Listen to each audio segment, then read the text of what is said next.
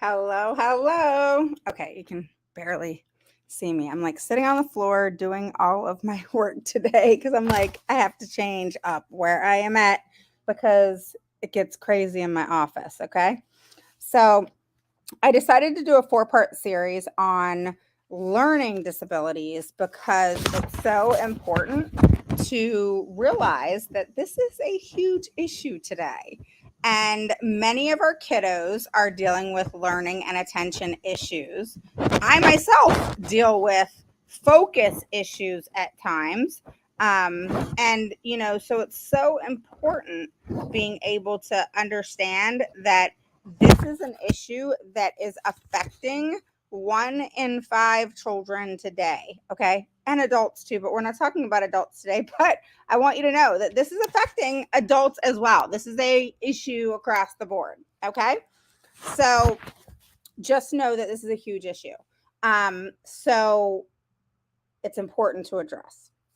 So for those of you who don't know me, my name is Raven Woods, and I'm the CEO and founder of Autism Mama Rocks, the IEP, and I help parents like you gain the knowledge and confidence to become the CEO of their IEP meetings. Hi, Christina. How are you? So with that said, post a 1 below if it's your first through third time catching me live. Post a 2 below if you're an oldie but goodie, and tell me where you are from. Kind of like Christina did. She put a 2 and she put North Carolina. So that's really important. I want to know where you're from. And if you haven't joined the group, definitely join the group. All right. So we're going to talk about this. Learning and attention issues. Huge, huge, huge problem. So children with learning and attention issues are, as we know, just as smart as their peers. They're looked at differently because of certain things that we're going to talk about, but that is not true. It is a myth. It is a myth. Okay. So with the right supports, our kiddos with learning and attention issues that is so prevalent today, again, 1 in 5, okay, is huge. So 1 in 5 children today have learning and attention issues. All right. So when those things are addressed, the issues, okay, that is when our kiddos are going to be served. So for example, when I say that children with learning and attention issues are just as smart as any other child, that is a fact. That is research based. It is research based that children with learning and attention issues are just as smart as the other child. All right. A child with non-disabilities or who does not have, learning and attention issues. Okay.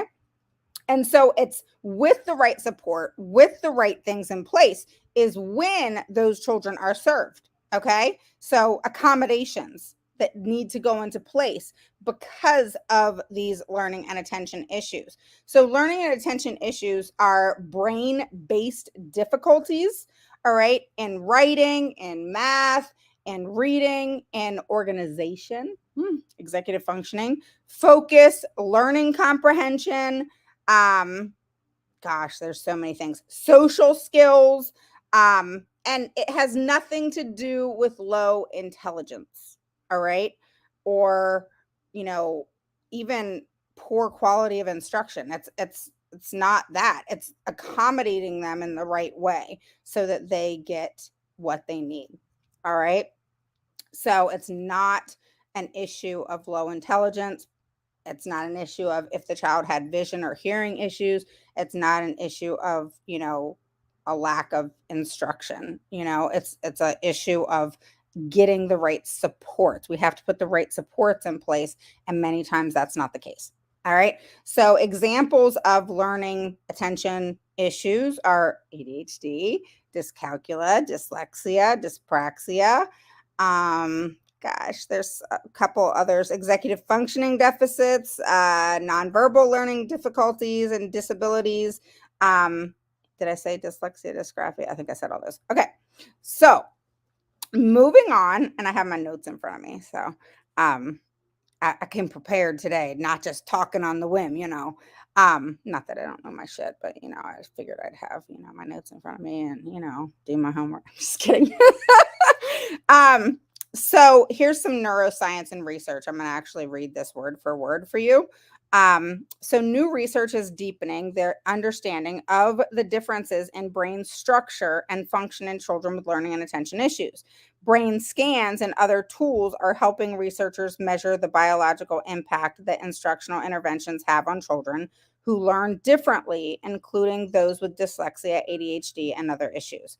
So I find that really interesting. I like doing a lot of research. My daughter has dyslexia, and in understanding the ability and inability of the learning. Okay, not to learn, of the learning. All right. So when I say that, I mean of the learning, meaning inability of the learning if the right supports are not put in. Oh yeah, I'm prepared today. Like my other parents said, I'm her Friday night TV. Yeah, I'm like, yeah, I got my. This is a serious, y'all. I got to take it seriously.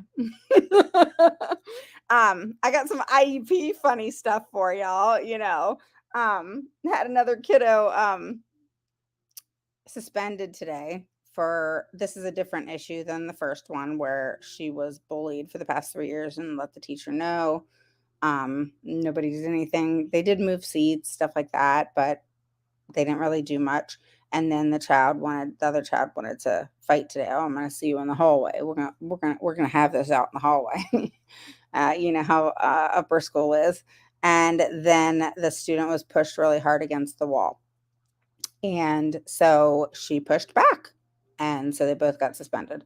But the proper procedures and policies were not put in place again. All right. This wasn't a teacher issue. That happened in the hallway, but it goes to show how and this was just, let's just talk gen ed, forget special ed. They didn't follow the right policies and procedures. They didn't. You don't just call a parent and leave a message. Hey, your child's suspended. They can't come to school tomorrow. It doesn't work like that. Ugh. Okay, so let's move on. So get this, and tell me if you've heard this before. If you have a child that struggles with learning disabilities, and you, of course, probably understand of all people. There goes that camera need, and so yeah. And understanding that 1 in 5 children struggle with this. And one thing to look at too is see it, some of these things run in families. All right. And so if you struggle with attention or ADHD or dyslexia, dyscalculia, whatever, then many times, our kiddos will have it too. Nothing wrong with that, guys. Don't worry about it. I have attention ADD, and I function just fine, Sorry, I'm moving this all over the place. I apologize, but I'm in my living room today because I needed like a different, kind of thing to look at because I was in my office and it got boring. So I'm literally on the floor with all my stuff like spread out. Look, y'all can see it here.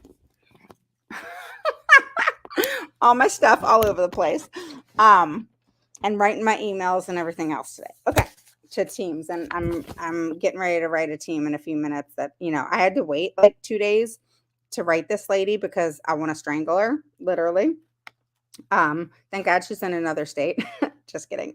But she wants to just be nasty, so I've had to take a breather because what do we want to do when someone's being nasty, right? We want to just right back. And I'm handling myself well. because believe me, I want to give her my peace of mind, because I mean, how dare you be nasty like that? Um, all I did was send an email to you saying we need to have a IEP meeting, and you want to be a nasty, you know what? Okay, messing with the wrong girl, but all right, let's do it. I didn't come at you like that. Why you got to come at me like that? But so many advocates, have a different have or not a different, but have this, or especially me. Oh my God, um, have a reputation of being a bulldog, which one of my friends and parents I just talked to over lunch, she was telling me, she was like, yeah, called Raven, and because she's going to be my first guest on the membership, and we were just going over things, and I said, so tell me your story, and I didn't want to put words in her mouth, and she was like so good at like going through it, and so I took notes. I was like, all right, I'm going to send it to you. And so here, let me read it. So I took notes, and she said, this is kind of what she said. So she's going to go into her story, and she was talking about, her child being diagnosed and evaluated, etc. And then when it came time to bring me in, when they were at frustration, I don't want to ruin it for all my membership people, so I'm not going to tell the story. But then she brought me in, and she said, oh, and I come in and I'm like a bulldog, and which is very true if needed. All right, because sometimes I don't need to, and it's a different approach. It all depends on the situation. But when that's the case, it's like, don't fault us for coming in like bulldogs if your first response is going to be the rude one, and you're going to be a disrespectful and rude one, and show again, even when an advocate comes in, that you want to be difficult and nasty, which is what you've been doing this whole time with the parent, and then you wonder why an advocate or an attorney comes in. Don't wonder. Know that you guys are being assholes, and so because you're being assholes, an advocate and an attorney is coming in, and they're gonna approach you with respect at first because you haven't done anything to them. But if you come at me like an asshole, you're asking for it. You are, because you're the one that is in the wrong here. It's like a due process almost, right? So I'm coming into play. I'm looking at all the information. You're sending me the FERPA information, and you're the one that has the level of ownership of what's going on. That's in your shoes. You're the one who has to prove to me that you're doing your job. And yeah, that is exactly what you have to do. You're the one who has to prove to me that you're doing your job. And words don't matter. Documentation matters. So coming at an advocate or an attorney with rudeness and disrespect out the gate, not ideal. And it honestly makes districts look bad. And then all the staff and the teachers and everybody else suffer because the districts commit advocates and attorneys in a bad way and with attitude and disrespect. And then they get it back in return, especially if they're going to be rude and disrespectful. You get respect when you give respect. Things can be a mess. All right. Things can be awful. But if there's that respect there, then you can get through it together and you can collaborate. But if someone's coming at someone all crazy out the gate, guess how that makes you look? It looks like you've never worked with the parent. The parent had to get an advocate or attorney because of you, because of the actions that have continued, that are still continuing, that you're still doing, and showing your lack of care and respect, not just for the family, but for the child, and intentionally at this point, okay, educationally harming the student. It's not ideal. What's ideal is coming into the situation and saying hi to the advocate, how are you, and then working together, showing that you actually care. Even if you messed up before, unless that advocate came at you all rude and crazy, then work with them. Work it out for the child. Make it something that can actually, be a success. It helps the parents. It helps the teachers. It's something that's going to work for everybody. All right, so moving on. So new research is showing that, dyslexia and ADHD and other issues um, are supported with the right accommodations and different things that are put in place. And I say different things because everything's different for each child. Um, Bill says New York, yes. 2, don't forget, post a 1 below if it's your first through third time catching me live. 2 below if you're an oldie but goodie. Autistic kids can have an amazing brain and learn more. Absolutely. There goes, yeah. I have ADHD, so does my hubby, who it was in my boys, so it was in my boys. Yeah, yeah, yeah. So it's just really common. It's like mental health, like anxiety and depression. Those are things that are so many of us struggle with. But as adults, we learn how to adapt and accommodate for ourselves. And for our kiddos, they don't know how to do that yet. We have to teach them and we have to accommodate them, and then in showing them the accommodations that can be put into play after it being done repetitively, they learn. We have to teach them. And once they learn, then it's them taking the initiative. It depends on the level of impact of your child. But I know for my daughter, I thought she was so impacted when she was born. And I knew something was up at about 6 months. And because I remember her being in her swing, and all she did was always look at the ceiling fan. And I just knew something was up. And I have a 27-year-old and 21-year-old, and then Skylar was born. And so I knew something was up. And she was diagnosed at 2 with autism, and then later with dyslexia, much later. I missed that. All right. So it goes missed a lot.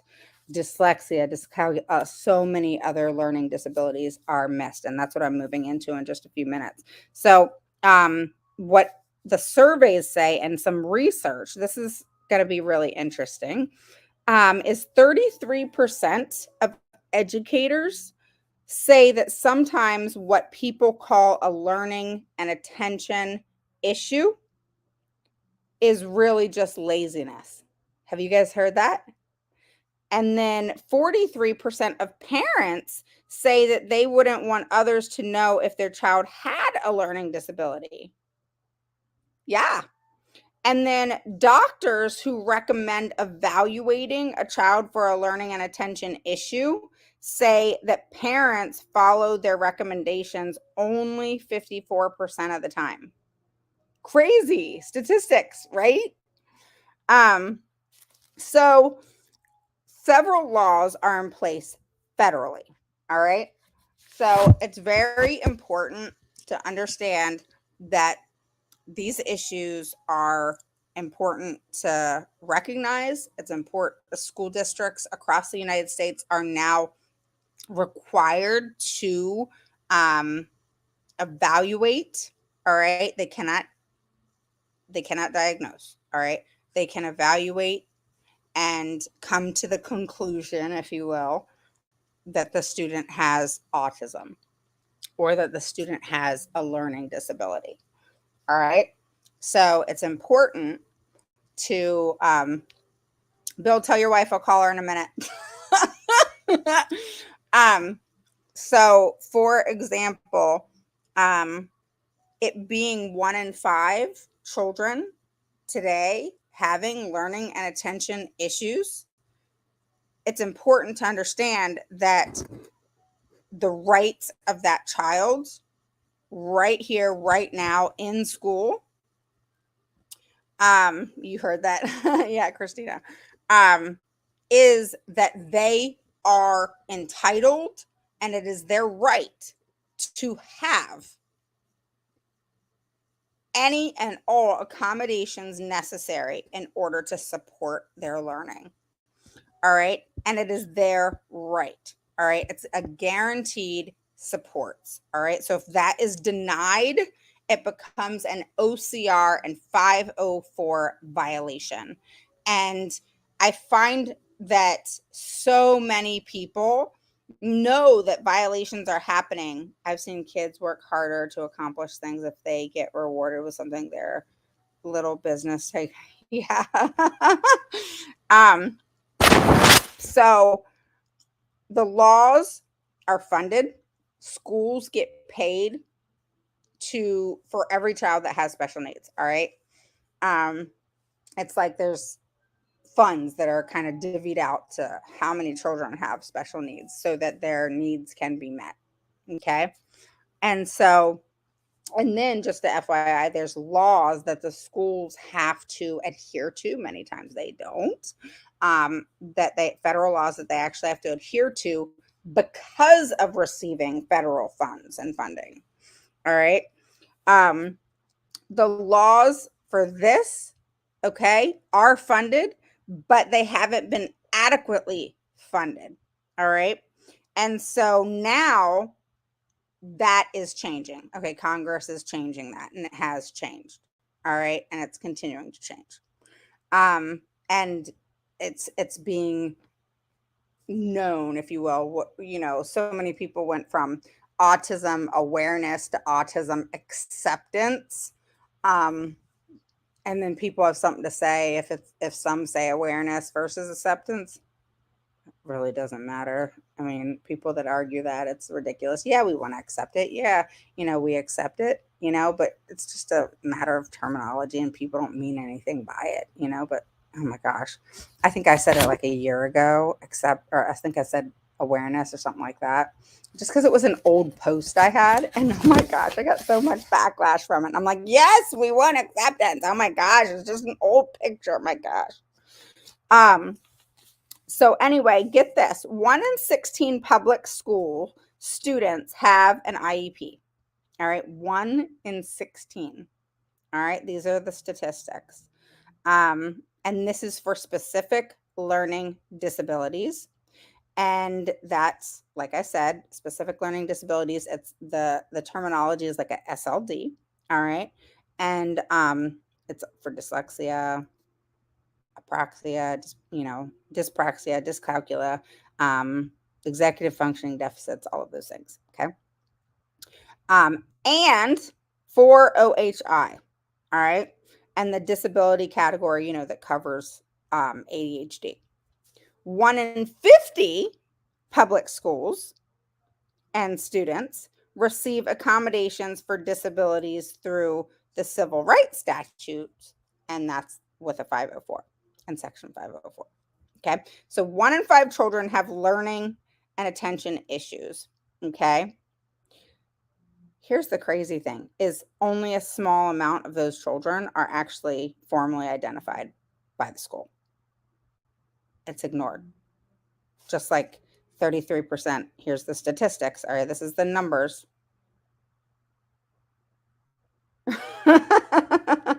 Okay, Bill. 33% of educators are calling it laziness. I do not think that that's an intentional nastiness.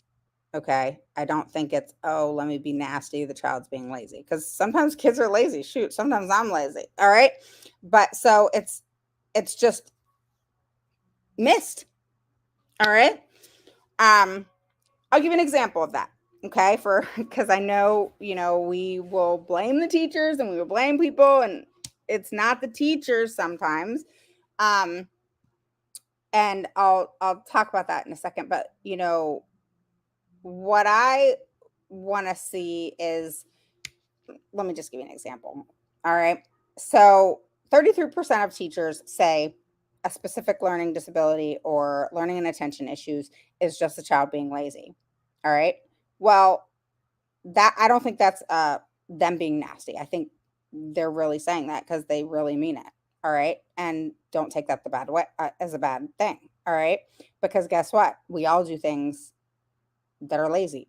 All right. So that interpretation it's a misinterpretation. All right. Kind of like there's been times where my daughter is 17, she has autism and dyslexia, and she is like 50-50. Like, I want to cut her in half. All right. So what I mean by that is like half of her acts 17. And the other half of her acts 8 or 9, 10. All right. And so it's weird. It's a struggle for me because it's there's no like, okay, I can figure it out, like a seesaw. It's just like it's weird. So like, for example, she loves animals, little kind of figurines. She loves putty. She loves those poppet things. I think I posted where she has hey Kim, how are you? Where she had like I got her this big huge thing of like a poppet. If you guys haven't seen it, I'll post it again. And let me tell you, it is badass. And it's at Costco right now. All right. You guys gotta get it. Go get it. It's awesome. And I'm trying to pull it up on my pictures. Um, it's so cool, and she's gonna love it. Like, we were at Costco, and I pointed it out because I wanted to see if she would like it. And I was like, "Hey, Sky, look! Oh my gosh, look at that big poppet thing. That's way cool." And she like went over to it, picked it up, and then went and put it in the cart. And I was like, no, we're not. We're not getting that. I just wanted to see if if you liked it." Obviously, she did. So it's gonna be a winner. But it's just so cool. So like part of her, I don't know if you guys can see it. Can you see it? Here. I'll turn this off. You can see my background. I don't care. All right, background. Okay, here you go. How cool is that darn thing? It's huge, right? I think it's so cool. That is going to be the coolest toy. Okay, so she likes poppets and she likes little figurine thingies. And, silly putty, or not the silly putty. I used to play with silly putty. What is it? The putty you play with, So I got her a lot of that stuff for Christmas already. I'm like done already for Christmas. It's kind of crazy. But I will still Black Friday shop just because I like to shop. But then she's on her phone and does all that kind of stuff on her phone and loses her mind if she loses her phone, if she gets grounded from her phone. She understands if she's grounded for a week, 2 weeks, or a month. And yes, I've grounded her from her phone for a month, and she understands it now. But I had to help her along the way. All right. I had to break it down into sections. All right. At least that's what I did for her. So she's always been my baby because Elena, she's 27, Justin is 21. And then Skylar, she was born. So she's 10 years from Elena, 5 years from Justin. And so she's always been the baby. Now she's 17. I still think of her as my baby. So it's crazy because, one of the things that was hard for me, I don't know about y'all, but was letting go and letting her do things on her own and like actually doing things on her own, because we all catered to her. Oh, she's so cute. So Elena would cater to her because she was so cute and so little and whatever, and they're 10 years apart. And so everything was done for her. Then, Justin did the same thing. I did the same thing. Everybody just catered to her, right? She didn't have to do anything. Chores, what's that, right? So there was a certain age where I was like, okay, I think it was like 12 or 13, where I was like, shit, I gotta teach her something, when it comes to like daily living. She learned in ABA how to make her bed with hospital corners. Yeah, I didn't teach her that. They taught her that, the BCBA and the RBTs and stuff. And let me tell you, that child, she makes my bed every morning, and she wants to. Me, it can stay messed up every day. I don't care.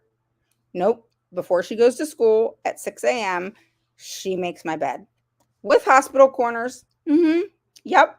And it has to be with hospital corners. You know how how do they do it? Like you pull a portion of it up, and then a portion is down, and then you tuck that, and then you pull it back down, and you tuck that too. Oh yeah. She does it like that. Yeah. And then So I was like, okay, let me teach her how to unload a dishwasher. So then I had to teach her how to unload a dishwasher. And me, I'm very OCD. Okay. I don't know if I have OCD, but if I were to diagnose myself, I would say, yeah, I got OCD. And so, because when I unload a dishwasher, you make sure it's dry and then everything has to go, in its place. And so, like my husband, he'll just put it wherever, drives me nuts.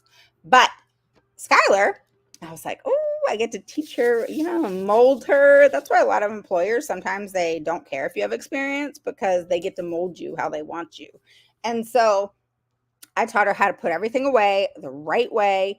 And it took a couple times, but then she learned, right? And then I just built upon that. I taught her how to clean her room. Like I would take everything out of her room. I would, mop the floor, all that kind of stuff. And then, because we don't have any carpet in her room. And so I would teach her how I would want her shoes, how I would want things hung up. And so it was just a repetitive thing where I had to teach that to her. And then she just started picking it up. And I'm telling you this because wherever your child is with a learning disability, they can learn all of these things. Just because we have kids and adults where it's a 1 in 5, sounds horrible. Oh my gosh, all these people have learning disabilities and attention issues. But the thing is there's all these accommodations that can go into play that is going to support them. And repetition is something that helps support them because it actually helps it sink into the brain. So when you are actually providing the supports, whatever that is, all children are different, that repetition piece has already been stuck. It's there. All right.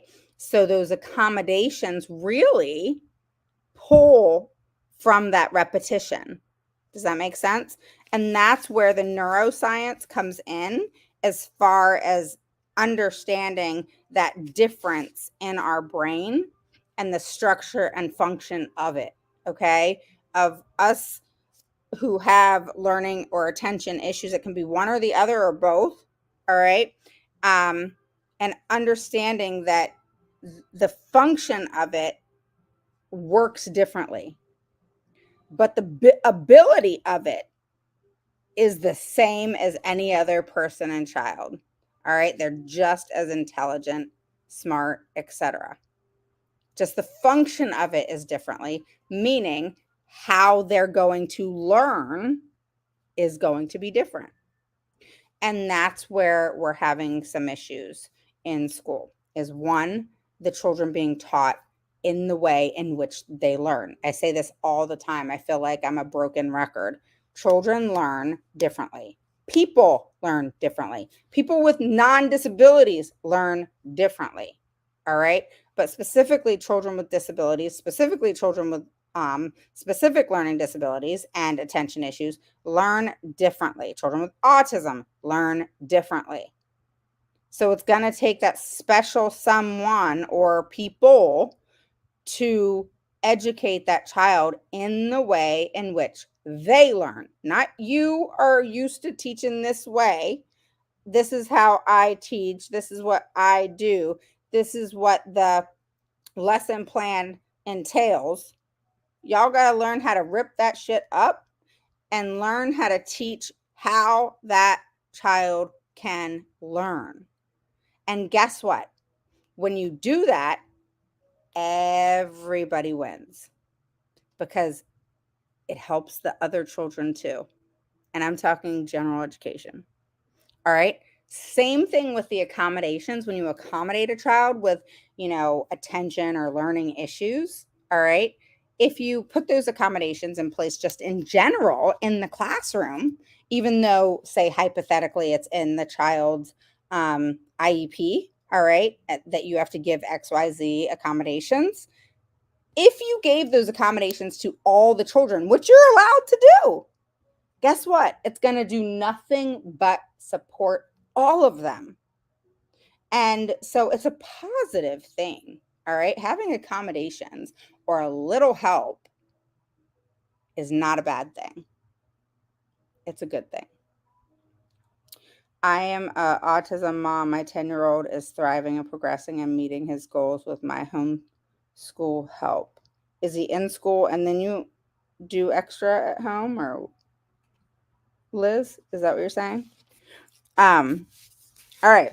So remember those numbers, and this is fact, and this is statistics and what the numbers are today. 1 in 5 children in the US have learning and attention issues, but only a small subset are formally actually identified with a specific learning disability in the school systems. All right. And every school district is now required to be trained. Their staff need to be trained in order to recognize specific learning disabilities. While that may, I don't know, may or may not be happening, the issue with that, yeah, LAUSD is a piece of work, aren't they? So even though I think it might be happening in some schools and it's definitely not happening in others, um, I think that's going to be a difficult thing, because even for a teacher to, you know, try to train them to to be able to like decide if a child has a specific learning disability, I feel, I don't know about you, post below what your thoughts are on this, is a bit too much to put on a teacher, you know? Not that we can't recognize it, but it's one of those things where, just like, teachers can say, oh, they're just being lazy, when it actually is a specific learning disability. But what the teacher's saying, oh, they're just being lazy, is stuff that kids do. So it is something that's missed. It is something that is an issue. It is something that needs to be addressed. But is it really the teacher's job to recognize specific learning disabilities when you're teaching a classroom of, say, 25? That's hard, you know? And so that is one of the reasons, too, things are being missed. So if you're a family that has you have a learning disability, or ADHD or ADD or dyslexia, or any of those executive functioning deficits, nonverbal learning disability, all those things, know that it does run in families. It's just definitely like mental health. How anxiety and depression and all of those things run in families too. They don't always, but many times they do. And so it's important to be able to recognize it, and to say, give the teacher a heads up. Hey, I know you guys are required to, be able to observe and recognize if a child has a specific learning disability. I wanted you to know that, my child possibly could have a learning disability because I have ADD, or I have ADHD, or whatever it is. Don't be embarrassed to advocate and talk and be loud. And what I mean by loud is, so many people in this world today are just, they just cannot wait for you to fail. They cannot wait. If you're successful, people love to watch people fail. People, hate to watch people succeed. And if someone can, run with the negative, they will, you know but be open to talking. People need to talk more. People need to advocate more. People need to not be afraid of, the society in which we live, of hush hush, and, protecting everybody's feelings. It's not that you want to intentionally hurt somebody's feelings. It's that you cannot be quiet in order to protect somebody's feelings. If being outspoken to be able to advocate in the right way, to be able to get across your point, your meaning, whatever it is, then you have to do what you need to do and not be afraid to do that. I was speaking to one of my parents. A lot of my clients are minorities. I work with, so many different people, but a lot of my clients are minorities. And um, one of my parents I was just speaking with, the school district misinterprets her. She's Spanish. And so, when they say something to her and then she replies back, I was telling her, I was like, Spanish is like backwards. I remember in high school trying to figure it out and it was like backwards. I couldn't do it. It was so hard. Um, and, now I'm taking classes and, I get it more because I'm an adult. But as a young girl, I was like, oh my God, they speak backwards. And she was like, yeah, it's different. And that's how it is for us. So when she relays things back to the school, it doesn't come across in the way that English is spoken. So they think that she doesn't understand. And she understands just fine. And she gets it.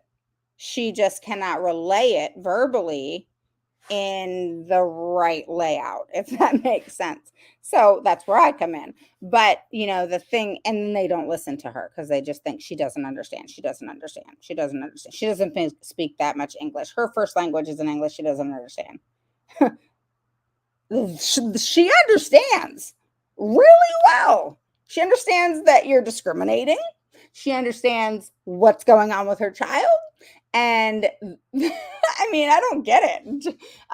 Why school districts think that minorities don't know just because of the language barrier. I mean, there is no stupid in the word there. I mean, they are highly intelligent and know their children very well. And the thought process behind it and discrimination that happens these days is bad. Right now in California, I have families, Middle Eastern families that are seriously being targeted in California, and it's they're looking at uh, they're close to a class action lawsuit because of it, because it's very specific, and now it's becoming really obvious, and it's not cool, it's not right. And using a because speaking a different language isn't a disability, it is a challenge. um, but that doesn't make it to where, oh, I can abuse that person and get one thing up over on that person because, oh, they're not going to understand anyway. They figure it out, and when they figure it out, they're coming to get you. Is how I've figured it out when they come to me. And so, because they're really mad at that point because they're being discriminated against. So it's frustrating because, being focused on specific learning disabilities and being focused on any type of disability and an IEP, and respecting the fact that parents can have disabilities, parents can have anxiety, parents can have all these things, and then you go into an IEP and those are even enhanced even more. And then teachers are stressed out because they're now required to be recognizing these disabilities, and it's just rough. So bottom line, remember that understanding learning and attention issues is a huge issue today, needs to be addressed, needs to be talked about, needs to be put out there, and you guys are the ones to do it. So make sure that you do. Tomorrow, we're going to do part 2 of this series. So make sure to catch me tomorrow. And I will talk to you guys soon. Post any of your questions below. And if you haven't joined the membership, the first Zoom call face to face with me and everybody else is on Tuesday. So make sure you join, and I will post the link in the comments. I'll talk to you guys soon. Take care.